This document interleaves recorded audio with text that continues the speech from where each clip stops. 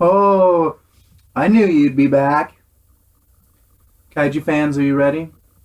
Are you ready for the war? The war of the Gargantuas? Cue that song everybody hates. My voice could make the sound, I would tell you how I love you and we'd never be apart. But with just one look into your face, my mind starts to drift right into space and the words get stuck in my throat. The words get stuck in my throat. So, fun story, I actually got to see the original, 35 millimeter, traditional film reel of this movie, the English version. I got to see it 2 months ago now. There is an individual, August Roganet, I believe, and he is like a professional connoisseur of the kaiju. He has written a book on Iji Subraya, and he travels with these reels. He also had Invasion of Astro Monster, as per the traditional double header back in 1970. And he brought it to the Alamo Playhouse, where there was kind of a mini festival. There were toys or books you can buy, and I got to meet my new film critic chum, the Kaiju no Kami, which was awesome. It was fun. We even did a quick little mini review in the parking lot, which you might be able to find on mine. I'll put a link somewhere. Don't worry about it. Worry about it. Go see it. It's awesome. Anyway, I'm really glad to be reviewing this film. I love War of the Gargantuas. This was one of those early TNT Monster Vision films for me. So if you guys know my crazy kaijuologist ways, I like the categories to figure out how we're defining if this is a good film or not. And this is definitely a versus film. This is a film that the whole time is building and promising you a battle. I mean, the title, right? In America, we have War of the Gargantuas. In Japan, we have it's Frankenstein's monster, Gaira versus Sanda.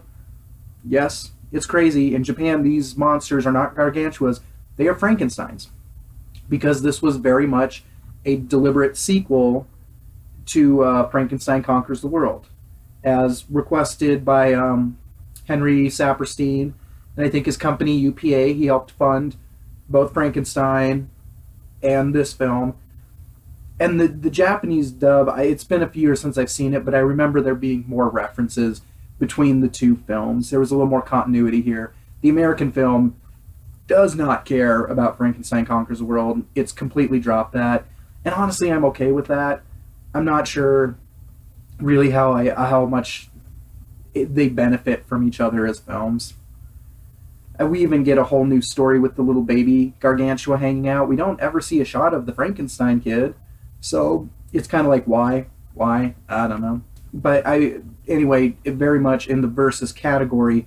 But it's a unique versus film in that the script doesn't even hint that there are two monsters for a long time.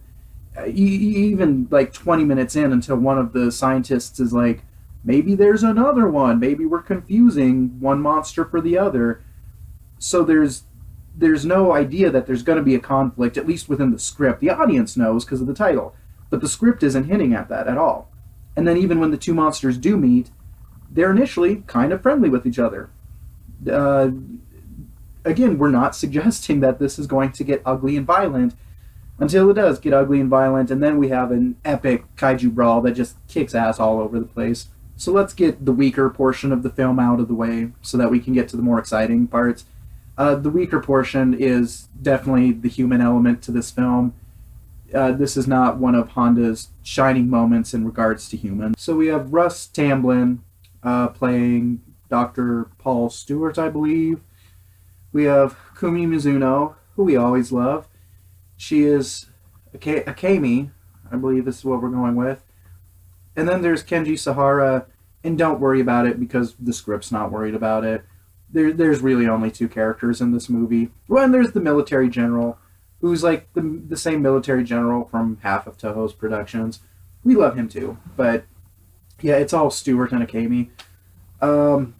It's kind of unfortunate, really. I guess Kumi, she does a fine job, and she's maybe the most sympathetic, interesting character in the movie because of the relationship she has with Sanda, our brown Gargantua.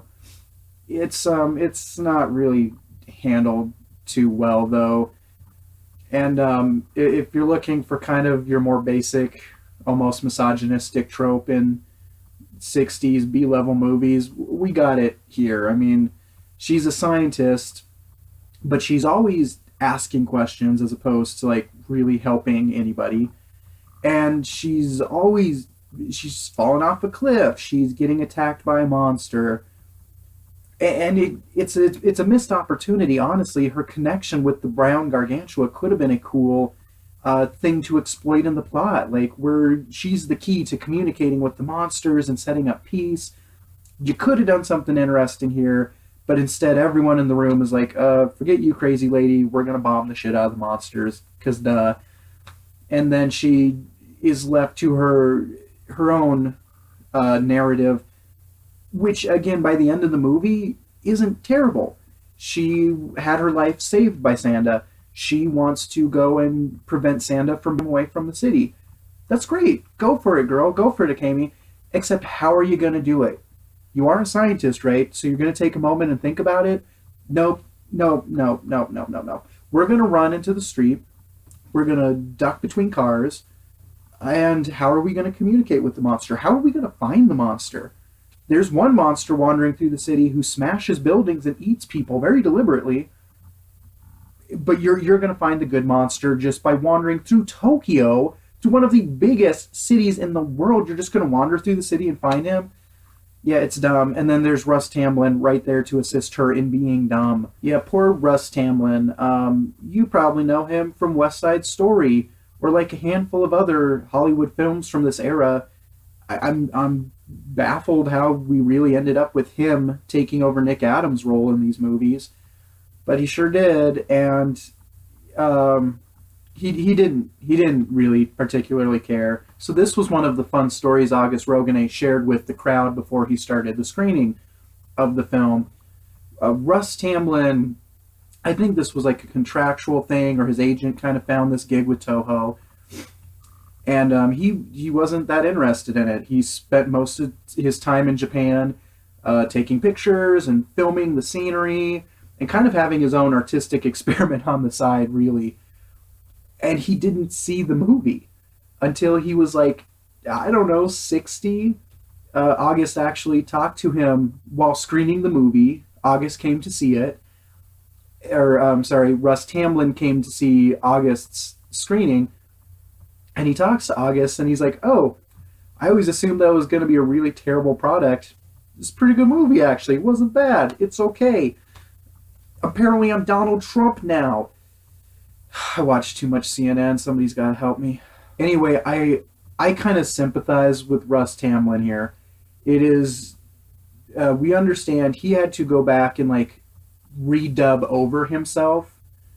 And so a lot of people criticize him for seeming pretty apathetic through this. And he's not a bad actor. If you've seen West Side, you know the dude can act, can sing, and can dance like crazy. I think he even was nominated for an Academy Award at some point. He's a talented dude, but I can sympathize. I'm going to have an actor moment with you here. One of the last indie film projects I did that went anywhere and was in like festivals, I had to go back and redub over myself about a year and a half after we finished filming. I had to go to Salt Lake and hang out in this dude's recording studio. I had to watch myself. I had to listen to the bad audio, and I had to mimic over it. And it was weird, and it was kind of bizarre, and it's hard to sit there and get your mind back in the same place and take in all the environmental stuff and the cast and the crew and everything. And so it's an awkward situation. I think he probably, in the original cut, gave you a better performance than what the American English dub shows you. Because he seems very one note. He seems very bland. I mean, there's one point where Akemi's about to like fall off a cliff, and he's like, "You okay? Hey, I'm almost there." And it's like, "Oh my God, dude, could you try?" He was probably sitting in a recording studio, with no stimulus, going, what was the natural feel of this? I forget because I'm not there anymore doing it. So I sympathize. I feel kind of bad for the dude, but it doesn't help. It's still infuriating that one of the two characters we really get to latch onto is pretty one note and is also kind of useless as a scientist. These scientists basically sit there this whole movie, they ask questions to each other. On occasion, they throw out theories, they make a discovery, but they never contribute anything big. Now, the military, on the other hand, is a huge contributing factor to this movie. And I think that's not totally random. I think Honda intended very much to get back to his usual discussions of humanity and why we start wars and why war is so bad. And I think he wanted you to take in all the military. There's a lot of military in this movie. And it's fun, too, that the military is actually effective against these monsters. Unlike most of the kaiju, the Gargantuas are kind of fragile and vulnerable in ways kaiju usually aren't. They're smaller, for one, but the military comes pretty close to killing Gyra, I mean, a few times, really. I mean, it's a refreshing position, but I think it was very important to Honda that you sit there and you watch the military machinations. You also see the military kind of bully the scientists frequently, that violence is the only answer. Violence is what we have to do. I mean, if I was looking for an Ishiro Honda mirror, maybe that's it. Maybe they're Gyra, who the only answer to all problems is constant violence and bloodshed. So another interesting point our friend Rogane pointed out before the screening, and this was news to me, I never heard of this, because I'd always considered this one of Ishiro Honda's stronger films in general. I mean, maybe not since Mothra versus Godzilla. It's a pretty rich film, actually. There's a lot of interesting discussion and symbolism and hooty-hoo going on here that we'll parse into. But we were informed that Honda wasn't actually a big fan of this project. He was pretty tired of the genre, and he felt like the script was more focused on action. I mean, maybe that's why our human element suffers so much. But the action and a lot of the shots are pretty good and pretty specific, actually. Most people read into War of Gargantuas as maybe being one of his most literal and direct discussions about humans and different cultures and how these cultures clash.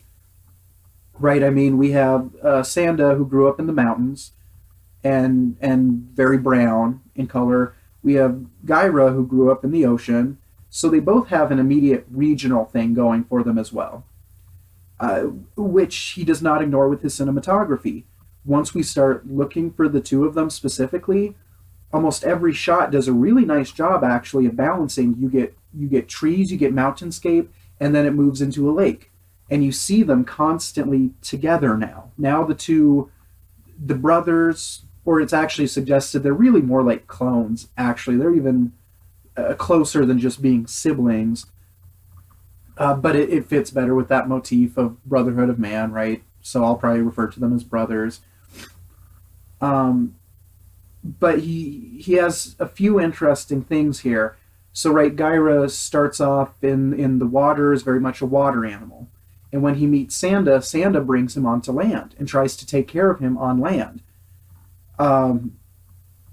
But then by the end of the movie, both of them end up in the water. Right?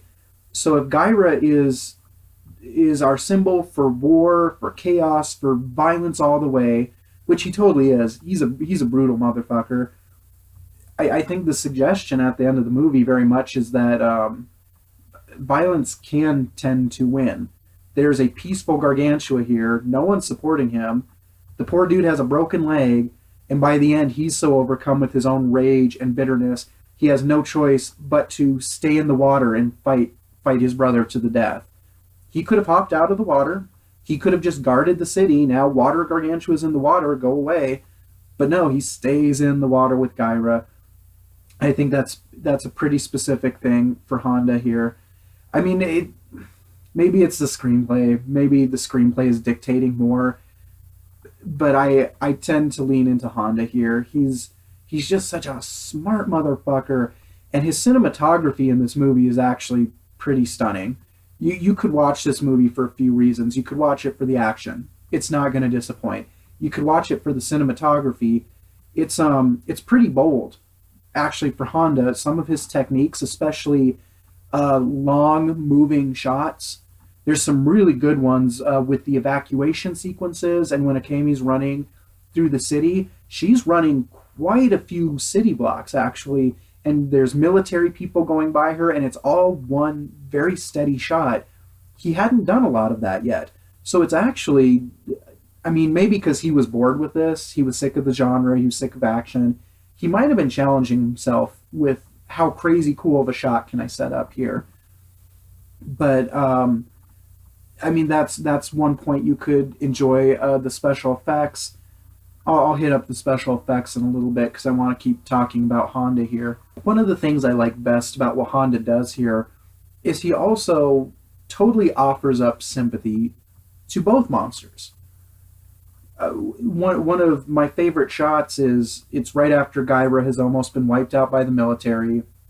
Sanda has brought him into the mountains, but they're by a lake, and Sanda's tossing water on his brother, and the shot suddenly zooms out, and so what you get are the trees really up close to the camera, and now the trees, they look like they're the size of the Gargantuas.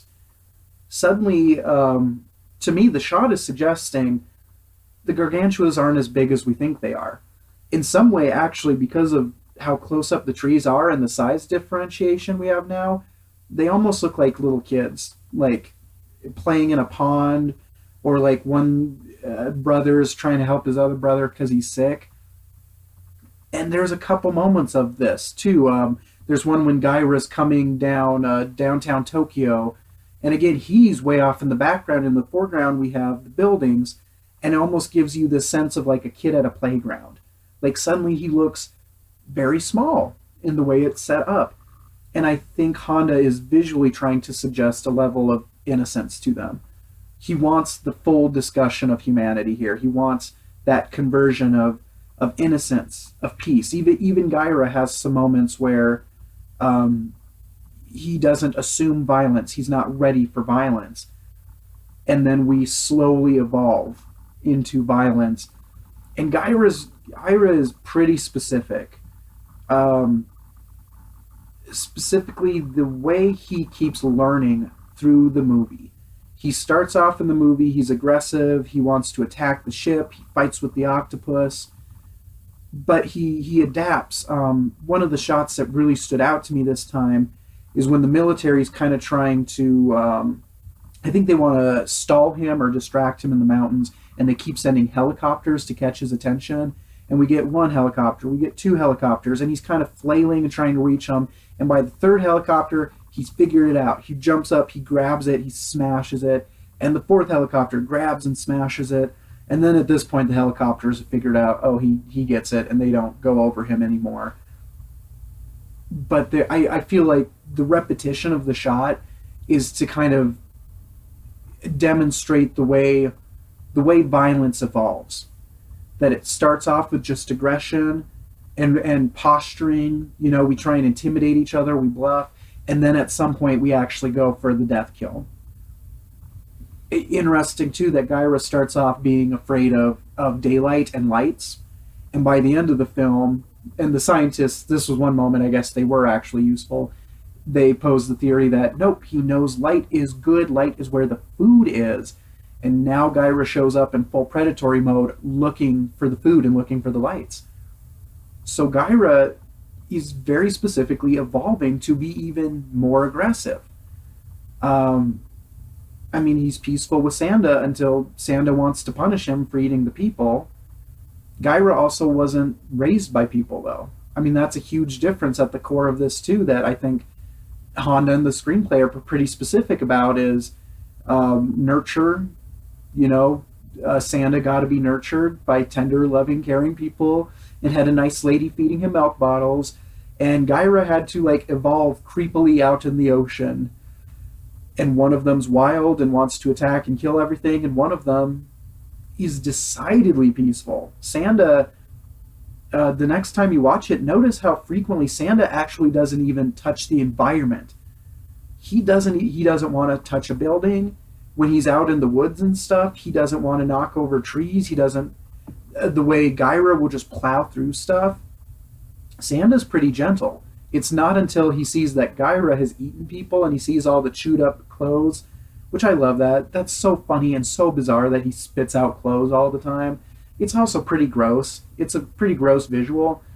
But I love that he sits there and it's the first time you really see Sanda having a violent moment as he takes a tree trunk and they work it for a moment. He doesn't just rip it out of the ground. He has to really struggle with this. And finally he pulls it out and he doesn't go right away. He offers like, are you going to be good? Are we cool here, bro? And Guy was like, I don't give a fuck. I eat people. And then he's like, okay, guess what? I'm beating you now, you jerk. The whole time in the city, Santa's working really hard not to cause destruction, not to affect his environment. It's just great. I mean, I love that about this film. They worked so hard. They were so smart at creating such a difference between the way these two monsters interact, the way they move, and it's not just with each other, it's with the environment too. Gyra actively seeks at times to find stuff he can destroy. And it's cool too. It's a very unique thing for kaiju films, especially at this period. They, because of their size, they're a lot smaller than our usual kaiju. They have to struggle to destroy stuff. I mean, Gyra at one point puts his foot on the bridge, and he has to sit there for a bit, and then finally puts his weight down. It doesn't just crumble under him. Just like I was citing, Sanda actually had to work to get a tree out of the ground.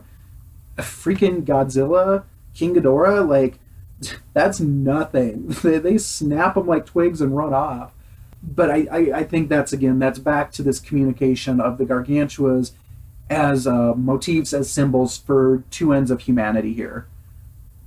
And it's a pretty clever and effective method, honestly. I think it's why people latch onto this film. People really love this film and have elevated it. It's an important entry in the canon of kaiju films. And I guess one of the last things I'll kind of parse into as far as the visuals that Honda is giving you, the discussion he's having with his audience. I think it's interesting that the first fight occurs in a very natural setting, and then the last one is very much in the city. And the camera lingers on the destruction too. There's a lot of shots where you can't even quite tell where the monsters hit the building, but you're watching the building just crumble and crumble and crumble and crumble. He might have just been in love with the special effect work Tsuburaya pulled here, which why wouldn't you be? Hello, Tsuburaya, like fucking killing it. But I think it's just a discussion a lot of artsy fartsy folks really wanted to get into at this time, into the 70s, was kind of this clash of nature and industry. And I think it's interesting that before they get into the water, which I've already suggested is kind of the chaos region, it's Gyra's turf. Once they're in the water, now we're full-blown war anymore. There's no rationale. That they move through the city, and it's a decidedly industrial set. It's a really detailed city set that Tsuburaya set up here. And I guess I'm not positive of what Honda feels about it, but I think he's kind of suggesting as we move through the industrial, as we move into technology versus nature, nature being the mountains, the wood, the peaceful ground that Sanda grew up in, we're getting further from peace, from honesty, from love, from compassion. Now we're getting kind of cold and sterile into our technological, our industrial landscape, and then we finally fall into the ocean. I suppose I should probably bring up the ending of the film, which I've kind of always found just a little unsatisfying. That there's all this buildup, and then it's just a random volcano happens. So I tried to, once I had this rolling theory of, now we're in the water, this is Gyra's turf, I think you could have two discussions here. One being that the volcano is symbolic, I guess, of like hell. So now that both sides have given up any sign of compassion, now they're ready for violence. Now they're going to have the ugly brawl. There's nowhere to go but hell. They're going to drag each other into hell now. Sanda's given up. All he can do is fight. He doesn't understand peace anymore. So there's nothing left for them but literal hell. The other side of it could be a discussion of Mother Nature here. That nature in and of itself is such a bigger entity than anything humanity does. If we think about the two Gargantuas as a warring culture, as two different armies, so two armies are fighting, what's stopping a tornado from just ripping through the battlefield and screwing everybody over? Right? Like, Mother Nature is kind of a greater equalizer in that sense. It could be that they just ran out of ideas. But I love my Honda, so I want to throw out some theories that maybe there was something deeper and more symbolic that our volcano was trying to get to.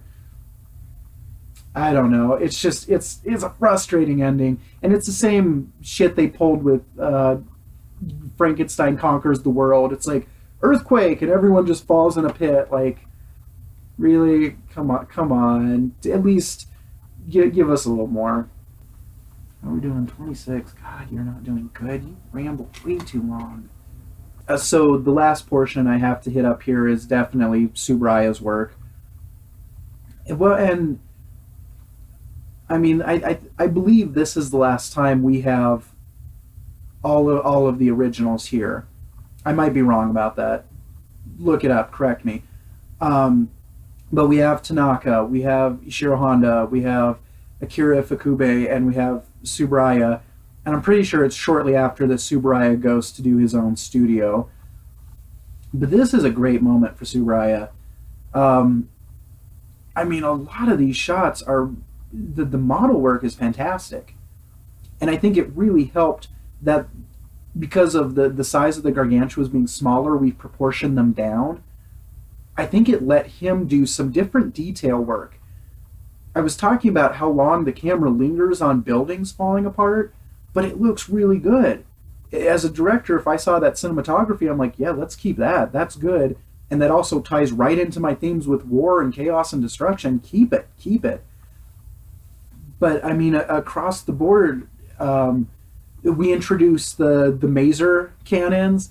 I mean, they become, like, iconic for Toho down the road. But this is the first... I mean, we had something similar with Mothra. This is the first proper maser cannon. They look great. And one of the shots I love is when Gaira is, like, bleeding, and he's falling, and he's stumbling, and he's walking through the forest, and the trees keep exploding. Like, the tops of the trees explode. And you see it, like there's dust and there's sparks and there's chaos, and they had to pretty smart timing on Tsuburaya's part, because they had to go back with the rotoscoping or whatever. But it's very well done. The shot where Gaira is looking up from under the water at the boat, it's crazy good. It freaked me out as a little kid, honestly. Like, even into high school, I remember being on boats and stuff with my family or friends, and I always would look over the boat, having this little hesitation that I'm going to see the Gargantua looking up at me, and he's just going to knock the boat over and eat us all. The squid prop, I suppose there is a third kaiju we have to discuss here. The squid, Henry G. Saperstein loves him some squid. We can't blame this. We can't blame this on the Japanese and their fetish with tentacle porn this time. It was all the Americans who really wanted the squid back. I don't know. I don't get it. But the prop looks fantastic. Like, we finally nailed our giant... I keep calling it a squid. It's probably an octopus. But that whole opening sequence on the boat is so eerie and bizarre and abruptly violent. And the squid and the fight with Gaira looks really good. Like, really good with the spray and the mist and the lighting. Ooh, Tsuburaya. And then he's got that shot with Gaira's hand coming down on top of the swimmers. I can't tell if it was a prop or if they did that layering screen thing they would do. I don't know. It's great. Subaraya knocked it out of the park with this one. Um, Later entry in his career, and he killed this. Like this is, you could just watch this film and just think about the effect work because it's pretty good. The models, the tanks, like there's a shot where Gyra is ripping the tanks and tossing them, and even as he's wrecking one tank, the other one is still like rotating around, is still active. I mean, it's just subtle things like that that really elevate the work and remind you again, practical effects. Dear God, practical effects. Yep. Yeah, I think I rambled long enough. Any hoozle, thank you for watching. War of the Gargantuas. You seen it? I hope so. If not, go check it out. Go watch it again. It's good. It's a smart, it's a powerful kaiju film. And even though Honda apparently wasn't the biggest fan, he did some really good work here. It's probably one of his last like truly great efforts that he pulled off. And like I said, I think it's the last time we really have our full team here working together. So I love it. Kaiju fans, thank you as always. Keep up the love. Bring me questions. Bring me comments. Do whatever you want. I'm signing off from Denver, Colorado. We're the Mile High City. And we're getting higher all the time. Yeah, I know that one was too weird, wasn't it? I'll do better next time.